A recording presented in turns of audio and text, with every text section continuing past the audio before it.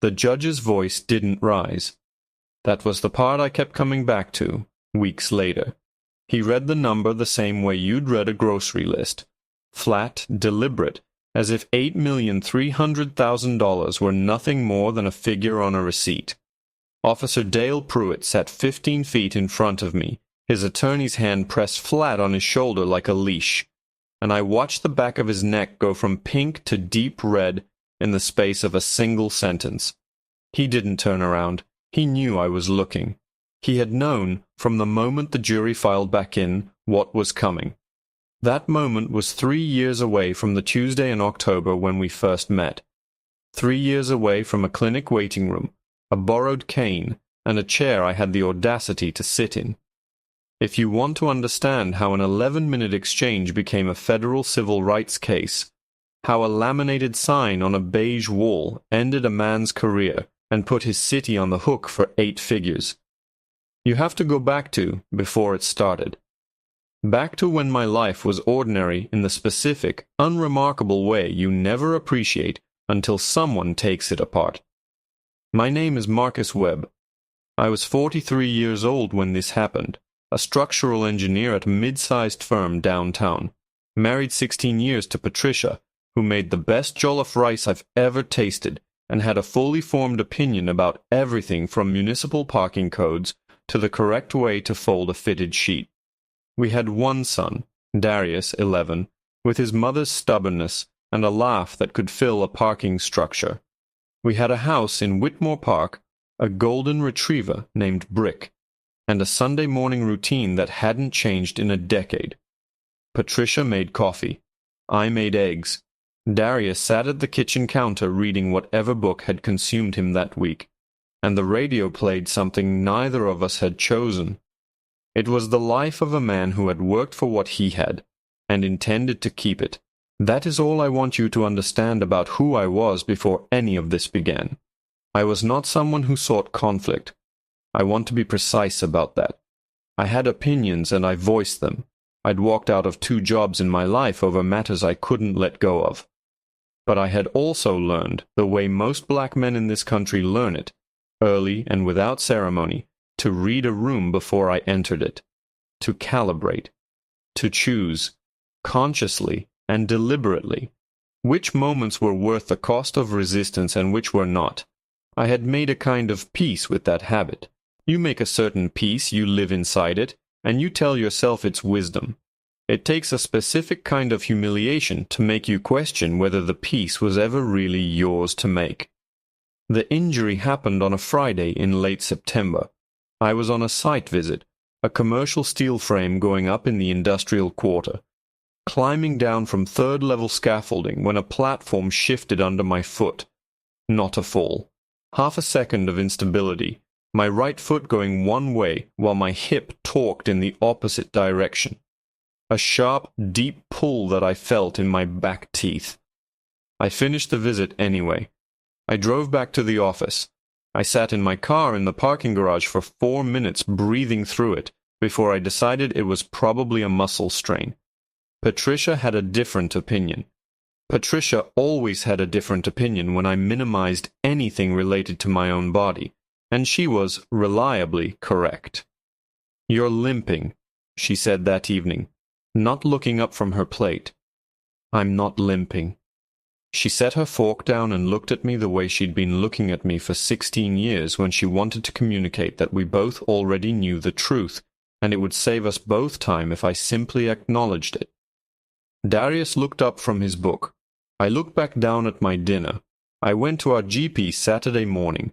He pressed some things, said the words, "possible labral tear," with the same casual register he used for everything, and referred me to an orthopedic specialist with a 3-week wait.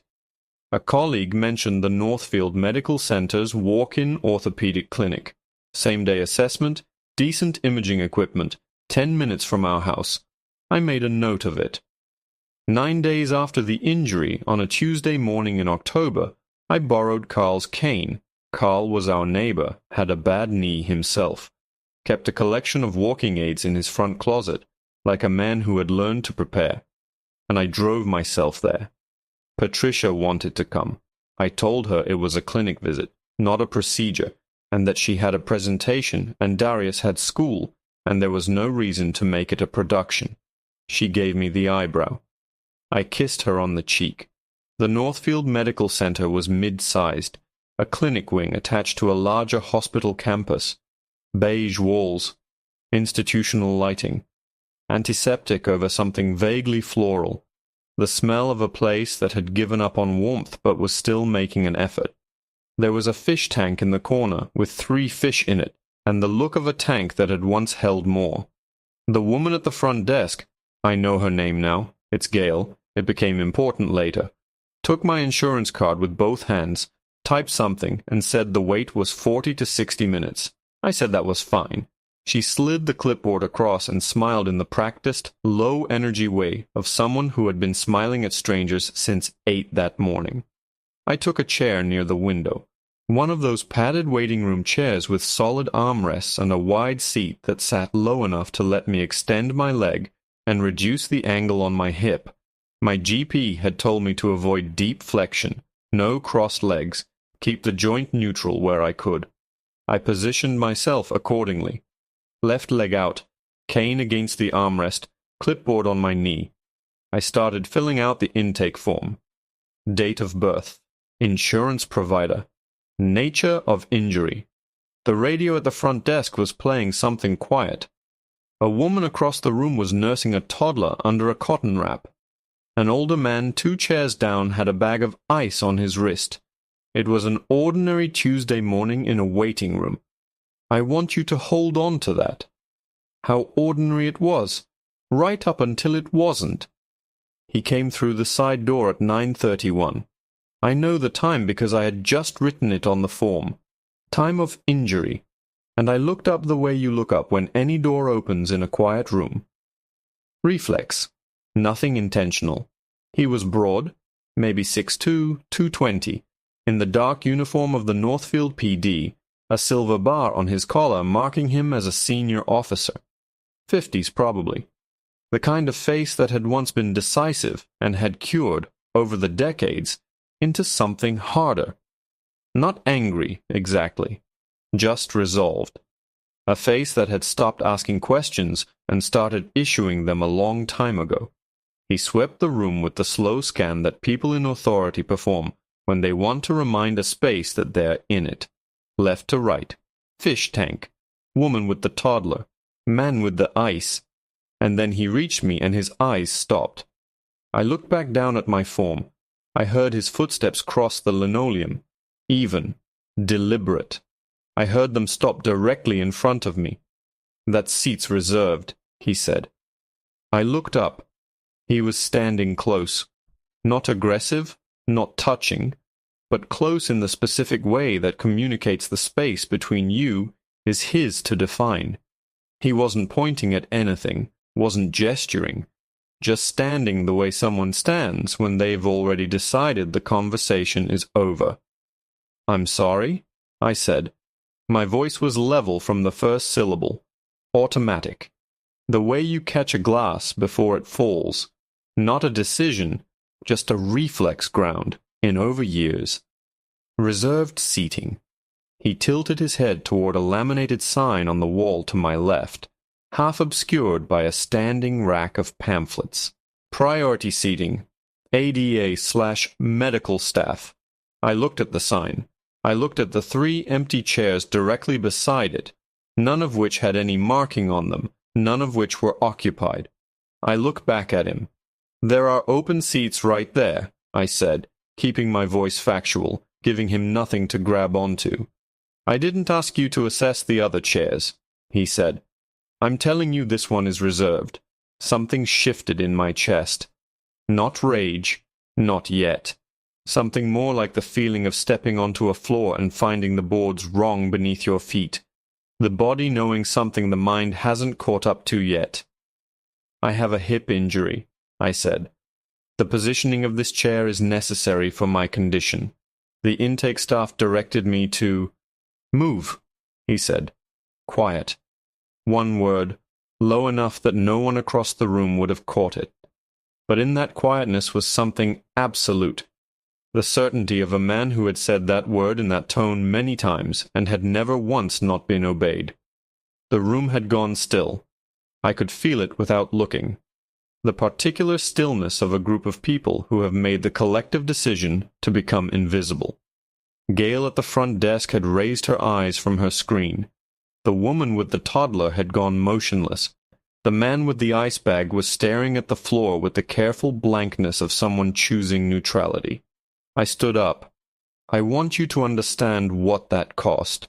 Not just physically, though it cost that too. The pain that moved from my hip through my lower back and down my leg when I shifted weight was the kind that bleaches your vision at the edges, white and sudden, and I grabbed the cane hard enough that my knuckles ached. The other cost. The one that doesn't leave a bruise anywhere a doctor can photograph. The cost I had been paying in small installments since I was 14 years old, and a security guard followed me through a department store for 11 minutes without speaking. The cost of choosing, again, to be the man who doesn't make it worse. I moved to a chair in the row behind. The armrest was fixed. No way to extend the leg. The cushion was worn through on one side. I sat at the angle I had specifically been told to avoid, and I stared at my intake form. And I did not cry, which was what I wanted to do. And I did not speak, which was what I was afraid to do. And I did not look up when I heard him settle into the chair I had vacated. He stayed 11 minutes. I know because I counted them without meaning to.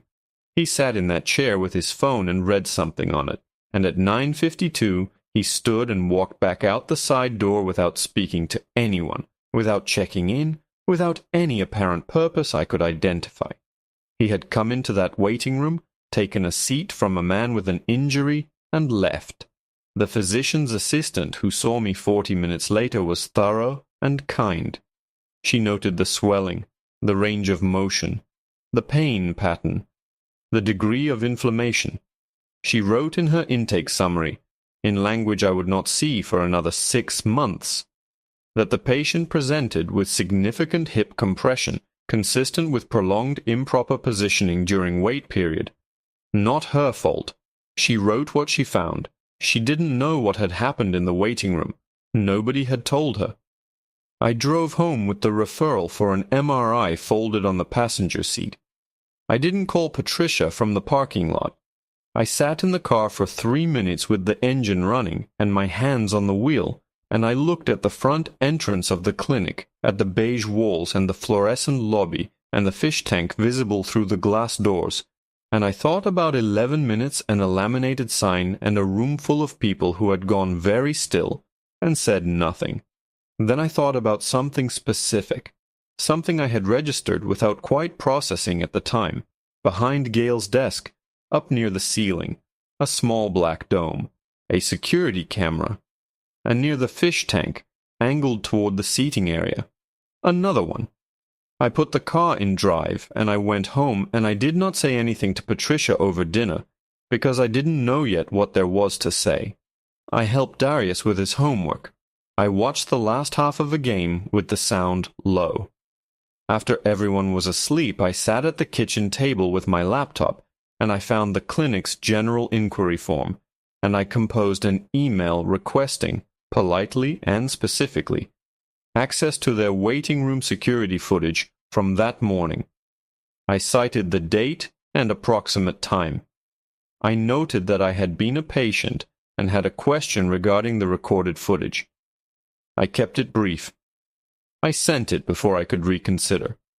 Then I sat in the kitchen in the dark and I listened to Brick breathe on his mat by the back door, and I thought about the sound the chair had made when Officer Pruitt sat down in it. The specific, ordinary creak of a padded chair accepting weight. I thought about how I had stood up in pain, rather than find out what that voice at that volume would do next. I thought about all the years I had made that same calculation. Weigh the cost, take the loss, walk away intact. Somewhere behind my ribs, something had stopped asking permission. The clinic never responded to my email. Not that week, not the following one.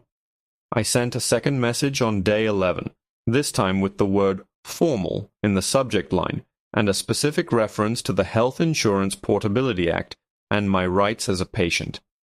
That one generated an auto-reply confirming receipt. Nothing else. My brother Deshawn called on a Thursday. We had the kind of relationship that didn't require preamble. He heard 2 sentences of what happened and went quiet in the specific way he went quiet when he was constructing an argument. "You have witnesses?" he asked. "At least 3 people saw it happen. The woman at the front desk definitely did." "You have the officer's name?" "No. Badge number either. I was focused on other things." "Marcus." He said my name with a weight that meant he was about to say something I wasn't going to want to hear. "You need to talk to Renata." Renata Okafor had been Deshawn's college roommate's wife and was now one of the most respected civil rights attorneys in the state. I had met her at 2 family functions, thought she was frighteningly sharp, and had never imagined I would need her professionally. I called her the next morning from my car in the firm's parking lot, before anyone arrived. She listened without interrupting. When I finished, she asked 3 questions in rapid sequence. Was I physically injured? Were there cameras? Had I filed any complaint? And then said, in a tone of focused calm, "Don't contact the clinic again. Don't discuss this on the phone or in writing with anyone except me. Come in Monday at 10. Her office was on the 14th floor of a glass building downtown, the kind of office that communicated competence without apology. She had a small bronze scale on her desk, not decorative but worn at the base, used. She sat across from me in a gray blazer and read my account of the incident from the notes I'd brought, and when she finished she looked up over the page with an expression that was not surprise, exactly, but something close to recognition. "The footage request they ignored," she said. "That was the right instinct.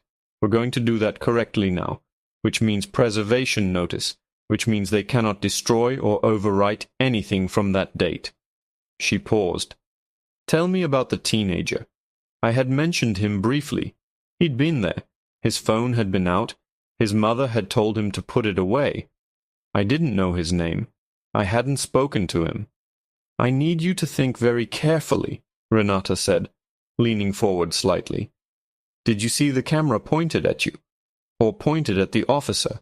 I thought about where the teenager had been sitting, diagonally across, 3 rows back, angled toward the middle of the room.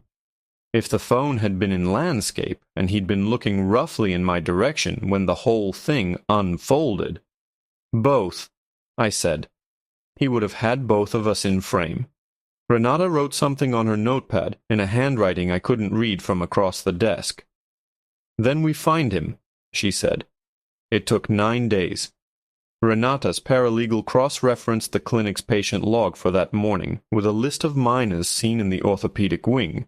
There were only 4, and the second family they contacted confirmed they had a 16-year-old son named Jordan who had been at the clinic for a stress fracture in his foot. Jordan had, in fact, filmed 47 seconds on his phone before his mother told him to stop. His mother, a woman named Claudette Marsh, had watched the full video twice that evening and had not deleted it because, she told Renata's paralegal, something in her gut told her that was wrong. The video was 47 seconds of slightly shaky phone footage with the room noise in the background. You could hear the toddler. You could hear the fish tank. You could hear Pruitt's voice clearly. The word move. The phrase last time. And you could see, in full frame, a large uniformed officer standing over a seated black man with an injured leg and a borrowed cane. And you could see that man stand up in visible pain and reposition himself in an inferior chair. You could not see Pruitt's face clearly. You could see his badge. Badge 4471. Officer Dale Pruitt, 13-year veteran. When Renata showed me the freeze frame of the badge number on her laptop screen, something in my spine went straight. Not satisfaction, not yet. Something quieter, like a mechanism clicking into place. But then she pulled up the second document. She set it on the desk between us and looked at me steadily. Before I show you this, I want to be clear that this changes what we're doing. This is no longer an isolated incident, she said. This is a pattern. The document was a summary of 6 prior complaints filed against Officer Dale Pruitt over 9 years, 3 alleging racially discriminatory conduct, 2 alleging unnecessary escalation of civilian encounters, 1 regarding improper use of authority in a non-law enforcement context. All 6 had been reviewed internally by the Northfield PD. All 6 had been closed without disciplinary action. The department's own records, obtained through a public records request Renata had filed the previous week without telling me, showed that Pruitt's supervisor, a Captain Gerald Holt, had signed off on 3 of the closures personally. I sat with that for a long moment. 6 complaints. 9 years. A department that had seen every one of them and done nothing, and nothing, and nothing, and nothing, and nothing, and nothing. They knew, I said. They knew, Renata confirmed quietly. That night I couldn't sleep. I lay in the dark beside Patricia for 2 hours, watching the ceiling, and then I got up and went to the kitchen and made coffee. I didn't intend to drink and sat at the table where I had sat 3 weeks earlier, sending an email into silence. Brick padded in from his mat and put his chin on my knee, and I kept my hand on his back, and I thought about 6 complaints. I thought about the men who had filed them, about whether any of them had sat in a kitchen at 2 in the morning with their hands going still, about what it cost to file a complaint and have it closed. 6 men who had done the right thing and been told, by the architecture of the system, that the right thing didn't count. I thought about all the men before them who had decided not to file at all. I thought about the calculation. I had been doing that calculation my whole life, and I thought, what is it worth, exactly? What does the piece cost? You go through your days calibrating, absorbing, redirecting, and all the while the thing you're protecting yourself from keeps moving through the world, untouched with a badge and a sense of permanent authority. I looked at the window. My own face was barely reflected in the dark glass. I looked older than I expected. I looked like a man who had made a decision, which I had, somewhere between the second cup and the gray light beginning to come up at the edges of the sky. I went back to bed. I slept 4 hours. In the morning I told Patricia everything. She listened in the way she listened to serious things. Very still, hands folded, eyes on me. When I finished, she was quiet for a moment, and then she said, "What does Renata need from us?" That was all. No fear, no talk of danger, no ask to weigh what this would cost. Just, what do we do next? 16 years of marriage, and still she could surprise me. Everything, I said. The discovery process took 14 months. Renata filed a Section 1983 civil rights action naming Officer Pruitt individually, and the city of Northfield as co-defendant under Monell liability, the legal theory that a municipality can be held responsible when a pattern of unchecked misconduct effectively becomes official policy. The city's legal team countered that the incident constituted a legitimate enforcement of facility policy, that the chairs in question were designated staff seating, and that Pruitt's conduct had been appropriate given his role. They produced a signed statement from Captain Holt noting that the laminated signs had been installed 18 months prior, and that Pruitt had acted within guidelines. Renata, in deposition, asked Captain Holt a single quiet question. She asked him to name the last 3 staff members who had used that priority seating area for its designated purpose. He could not name one. She then produced the clinic's own maintenance logs, showing the laminated signs had been manufactured 6 days before the incident. Not 18 months, 6 days. Holt's face in the deposition video, I watched it once in Renata's office on a laptop screen, was the face of a man watching a wall he had believed in for a long time come apart. Pruitt's own deposition was the second document I watched. He sat with the measured stillness of a man who had been coached thoroughly, answered in short, clean sentences, and maintained throughout that he had not been aware of the patient's injury, that he had applied the seating policy uniformly, and that race had played no part in the interaction. When Renata played him Jordan Marsh's 47-second video and asked him to explain why, if the priority seating was the concern, he had not directed any of the other patients currently seated in unreserved chairs to move. He asked to consult with counsel. He asked 3 times. Total. The city settled the day before the jury was set to return. $8,300,000. Compensatory damages for medical injury. The MRI had confirmed a labral tear significantly worsened by the improper positioning I'd been forced into, requiring a surgery that cost 14 months of physical therapy, plus damages for emotional distress, civil rights violations under Section 1983, and punitive damages applied against the municipality for deliberate indifference to a documented pattern of discriminatory conduct. Pruitt was placed on administrative leave pending a department review. Within 60 days, he resigned. Captain Gerald Holt retired on the same afternoon Pruitt's resignation was processed. The department issued a statement expressing commitment to equitable conduct and community trust. Renata read it to me over the phone in a voice that was professionally neutral, and I said nothing. And she said nothing, and we both let the words sit there.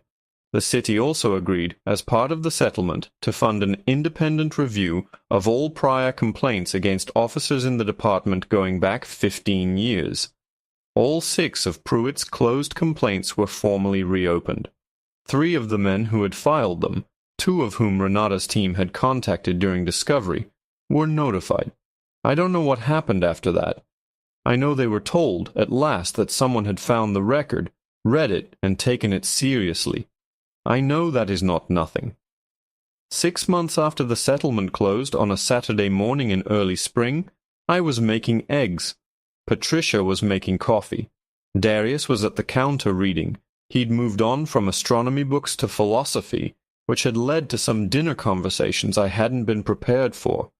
The radio was playing something neither of us had chosen. Brick was on his mat. My hip had healed cleanly from the surgery, a fact the physical therapist had called remarkable, and I had called stubbornness. Renata called at 9:10. I wiped my hands on a dish towel and answered. "Wanted you to hear it from me," she said. The independent review issued its preliminary findings. They're recommending mandatory de-escalation retraining across the department and a new civilian oversight panel. It's going to be a fight, but the framework is there. And Holt? Holt's pension is under review. His attorney is negotiating. A pause. Marcus, you started something. I need you to know that. I looked at the dish towel in my hand. It was the old one, the blue-striped one Patricia had bought the year we moved in, frayed at one corner, soft from years of use. "Thank you, Renata," I said. I hung up and stood at the counter. Patricia looked over from the coffee maker with one raised eyebrow, and I said it was good news, and she said she knew, and turned back to the coffee. Darius didn't look up from his book, but he said, without inflection, "Nice, Dad," in the way 11-year-olds acknowledge things they have decided are important without wanting to make a production of it. And I felt something in my chest that I hadn't felt in a long time. Something unguarded and plain. I set the dish towel down on the counter. Carl's wooden cane was still in our front closet, cleaned and returned months ago, but I thought about it for a moment. The rubber tip, the weight of it, the way I'd grabbed it hard enough in that waiting room to feel the pressure in my knuckles. I thought about standing up in pain because a voice at a specific low volume had told me to, and I thought about how I had driven home that afternoon in silence with both hands on the wheel, and I thought about the email I'd sent at midnight to a clinic that never answered it. The eggs were done. I plated them. The radio was playing something with piano in it, low and easy. My hip felt good. My family was in the kitchen. The morning, for the first time in a long time, was entirely mine.